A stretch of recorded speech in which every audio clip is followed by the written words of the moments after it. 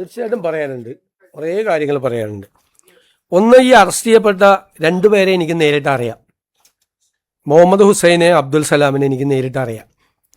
അതിൽ മുഹമ്മദ് ഹുസൈൻ അവിടുത്തെ ഒരു യൂത്ത് കോൺഗ്രസ് പ്രവർത്തകനായിരുന്നു. ഞാൻ ആദ്യമായിട്ട് അദ്ദേഹത്തിനെ ഫോണിൽ വിളിക്കുന്നത് നവകേരള സദസ്സുമായിട്ട് അദ്ദേഹത്തിന് പെരുമ്പാവൂരിൽ കുറുപ്പമ്പടി MGM സ്കൂളിൻ്റെ മുമ്പിൽ വെച്ച് ക്രൂരമായ ലാത്തിച്ചാർജിൽ പരിക്കേറ്റ് അദ്ദേഹം കിടക്കുന്ന സമയത്താണ്. ഞാനന്ന് പരിക്കേറ്റ ആ നവകേരള സദസ്സ് നടക്കുമ്പോൾ എല്ലാ സ്ഥലത്തും ലാത്തിച്ചാർജും ആണ്. അപ്പോൾ ഇദ്ദേഹത്തെ ഫോണിൽ വിളിച്ചു. അങ്ങനെയാണ് ആദ്യമായിട്ട് ഫോണിൽ വിളിക്കുന്നത്. ഫോണിൽ വിളിച്ച് ആശ്വസിപ്പിച്ചു. എല്ലാവരും ആശ്വസിപ്പിക്കുമല്ലോ.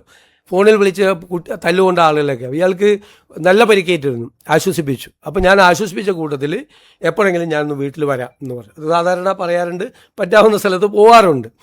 അത് കഴിഞ്ഞിട്ട് കുറേ നാളുകൾക്ക് ശേഷം ഇയാൾക്ക് തിരുമലെല്ലാം കഴിഞ്ഞ് ചികിത്സ കഴിഞ്ഞ് വീട്ടിലിരിക്കുകയാണെന്ന് പറഞ്ഞു.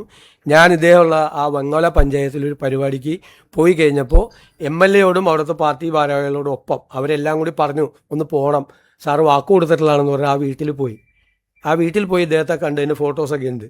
അതിനുശേഷം ഇയാൾ എന്നെ 3-4 പ്രാവശ്യം പല സ്ഥലത്ത് വെച്ച് കാണാൻ വന്നിട്ടുണ്ട്. അപ്പോഴെല്ലാം നമ്മളൊരു പോലീസ് മർദ്ദനത്തിൽ പരിക്കേറ്റ ഒരാളെന്നുള്ള നിലയിലുള്ള ഒരു ഒരു ഒരു താല്പര്യം കാണിച്ചിട്ടുണ്ട് അയാളോട്. അങ്ങനെയല്ലേ? അടികൊണ്ട് വന്ന പിള്ളേർ വരുമ്പോൾ നമ്മളൊന്ന് ചേർത്ത് നിർത്തും. തീർച്ചയായിട്ടും അത് നിർത്തിയിട്ടുണ്ട്. അപ്പോൾ ഒന്നും അവിടുത്തെ പാർട്ടിക്കാർക്കോ പബ്ലിക്കിനോ ഇതൊന്നും അറിയില്ലല്ലോ ഇദ്ദേഹത്തിന് ഇങ്ങനത്തെ ഒരു സംഭവം ഉണ്ടെന്ന്. ഇപ്പോൾ അറസ്റ്റ് ചെയ്യപ്പെട്ടപ്പോഴാണ് നമ്മൾ അറിയുന്നത്. അല്ലാതെ ആർക്കും അതറിയില്ല. അത് എൻ്റെ സോഷ്യൽ മീഡിയ ടീമിലൊന്നുമില്ല. എനിക്ക് പ്രതിപക്ഷ നേതാവായിരിക്കുമ്പോഴും സോഷ്യൽ മീഡിയ ടീമില്ല, ഇപ്പോഴും സോഷ്യൽ മീഡിയ ടീമില്ല. ഞാനൊരു കോർഡിനേറ്ററെ ഒന്നും ഒരു സ്ഥലത്തും വെച്ചിട്ടില്ല. അതൊക്കെ ഓരോരുത്തർ ഓരോ ഇതിൻ്റെ അംഗമായിട്ട് ചേരുന്നതിന് ഇപ്പം നമുക്ക് എന്ത് ചെയ്യാൻ പറ്റും?